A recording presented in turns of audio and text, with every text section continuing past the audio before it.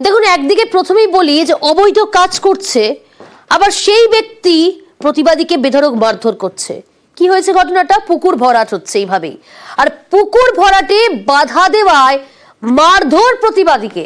শুধু তাই নয়, প্রতিবাদীদের বাড়ি ভাঙচুরের অভিযোগ।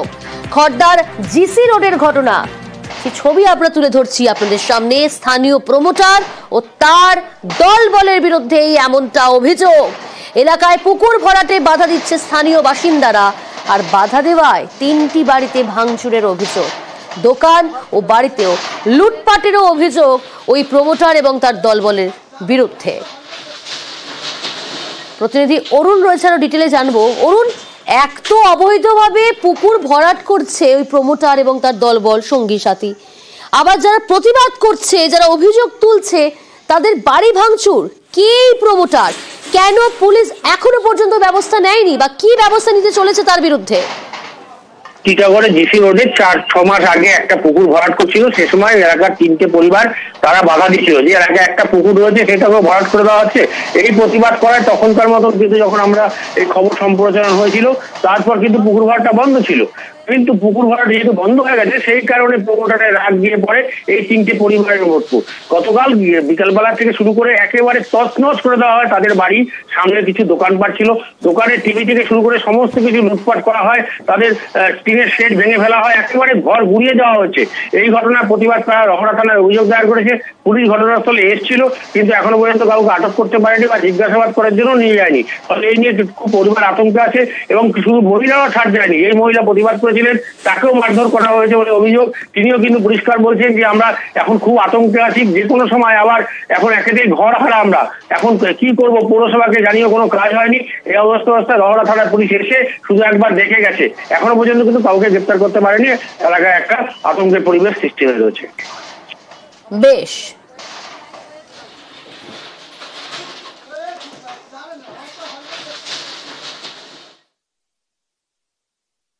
জিসি রোডের ঘটনাটা আমরা তুলে ধরলাম আপনাদের সামনে। সেখানে দেখা হলো কি যে পুকুর ভরাটে বাধা দেওয়ায় প্রতিবাদীদের বাড়ি ভাঙচুর।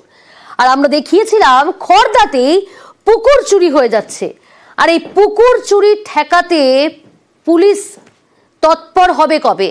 স্থানীয় বাসিন্দারা কিন্তু এই অভিযোগটা সামনে আনছিলেন। এই খবর আমরা সম্প্রচার করি। আর নিউজ 18 বাংলার খবরের জেরে খড়দায় পুকুর চুরি ঠেকাতে এবার পুলিশকে সঙ্গে নিয়ে অভিযান পঞ্চায়েত সমিতির সভাপতি। এই মধ্যে সোদপুরে প্রকাশ্যে মাটি ফেলে জলাশয় ভরাটের অভিযোগ, পদক্ষেপের আশ্বাসও দেওয়া হয়েছে পঞ্চায়েত সমিতির তরফ থেকে।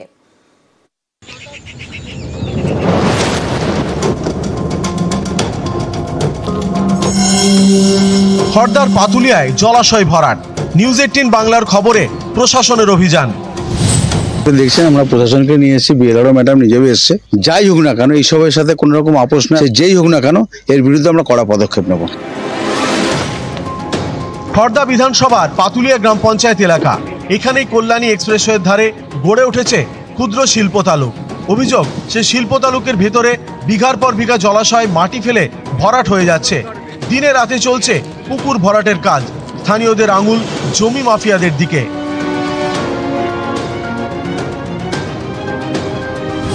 শুক্রবার এই খবর দেখানো হয় নিউজ 18 বাংলায়। খবর দেখানোর পরে তৎপর প্রশাসন। এদিন পুলিশকে নিয়ে এলাকা ঘুরে দেখেন স্থানীয় পঞ্চায়েত সমিতির সভাপতি এবং বিএলআরও।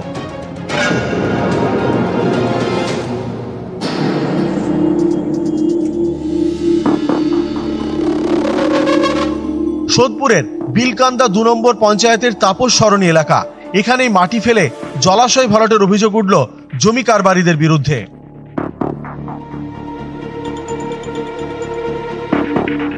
আমরা যখন যাই গিয়ে দেখলাম জায়গাটা, সঙ্গে সঙ্গে ঘোরা থানাকে ফোন করলাম, বুঝতে পারলাম না মালিকটা কে আছে। থানায় জানিয়ে দিয়েছে লিখিত আকারে। থানাকেই বললাম যে আপনারা যেভাবে খুঁজে চরম শাস্তি দেওয়া হোক। আমরা খবর পাওয়ার পরে বিলকান্দা 2 গ্রাম পঞ্চায়েতের প্রধান ওনারা তাপস সরণিতে গিয়েছিল। একটা ভরাট চলছে, ছোট একটা জায়গা, সম্ভবত ঘর বানানোর জন্য ভরাটটা হচ্ছে।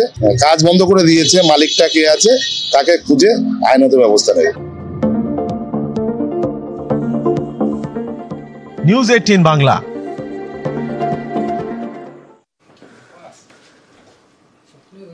আর এবার দেখাই বাঁকুড়ার ছবি। বাঁকুড়ার সোনামুখী বেআইনি ভাবে সেখানে 4তলা বাড়ি কিভাবে 5তলা হয়ে যাচ্ছে, দেখুন আগে সেই ছবিটা আপনাদের দেখাই।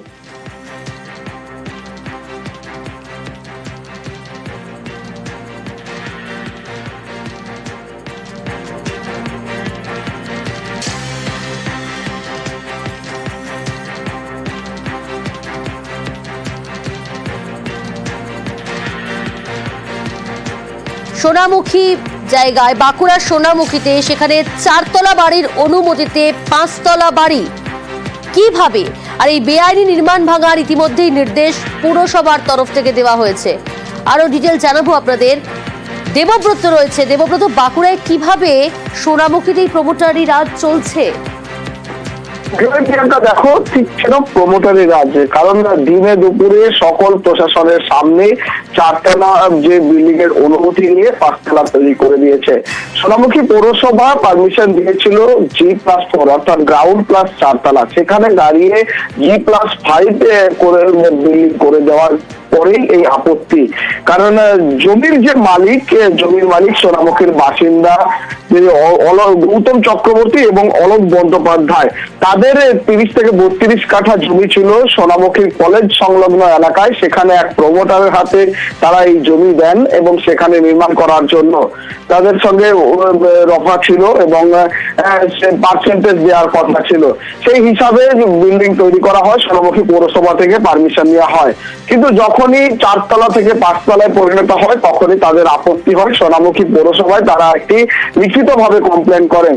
সরজমিনে তদন্ত করে দেখে সোনামুখী পৌরসভা। তারপর 1 জানুয়ারি 2023 সালে সোনামুখী পৌরসভা ওই নির্মাণ ভাঙার জন্য নোটিশ জারি করে। দেবব্রত, বাড়ির মালিক তার কি বক্তব্য শোনায় এবং জমির মালিক তাকে অনেকবার জানা হয়েছে, তিনি কোনো উত্তর দেন নাই গো। কোন শক্তির বলে উনি বলিয়ান হয়ে কাজ করে যাচ্ছেন, আমাদের কোনো পাত্তা দেয় না। আমাদের ইনজাংশন হয়েছে, ইনজাংশন হওয়ার পরেও কাজ করে যাচ্ছেন। আমরা চাইছি আমাদেরকে না জানিয়ে যে ইনলিগাল কনস্ট্রাকশনটি হয়েছে সেটি ভেঙে দেওয়ার জন্য অনুরোধ করছি। পারমিশন তো G+4। আচ্ছা, পৌরসভা থেকে সেই পারমিশন পৌরসভা থেকে সেই পারমিশন দিয়েছিল। ওই যখন 5 বলে তখন আমরা যে 5টা কি জন্য হচ্ছে, আমাদের সঙ্গে তো কোনো আলোচনাই করছে না, উল্টে করছে, বলছে কোর্ট দেখে নেবো, করবো। আমি চাইছি যে যেটা অবৈধ কনস্ট্রাকশন সেটা ভেঙে দেওয়া হোক। প্রথমে আমি পৌরসভাতে 7তলা পর্যন্ত প্ল্যান ফেলেছিলাম এবং তার ডকুমেন্টও আছে। কিছুটা তো পৌরসভার ভুল আছে, কারণ আমি যখন প্ল্যানটা ফেলেছিলাম প্রথমে এমইডি পাঠানো উচিত ছিল, কিন্তু এরা যেহেতু ফিস চার্জ করে দিয়েছে এমইডি সেটাকে অ্যাকসেপ্ট করেনি এবং এমইডির অফিসাররা নিজেরা বলেছে সোনামুখী মিউনিসিপ্যালিটি আপনাকে 7তলা পর্যন্ত পারমিশন দিতে বাধ্য। মিউনিসিপ্যালিটিকে অলরেডি একটা তো নিজেদের পিঠ বাঁচাবার জন্য নোটিশ করতেই হবে। বোর্ড অফ কাউন্সিলর মিউনিসিপ্যালিটি বসে দেখবে এবং দেখবে যদি আমার যদি ডকুমেন্টেশন ঠিক থাকে করবে, আদারওয়াইজ ডেমোলিশন করলে সে ডেমোলিশন করবে। আমারও তো সুপ্রিম কোর্ট পর্যন্ত রাস্তা খোলা আছে।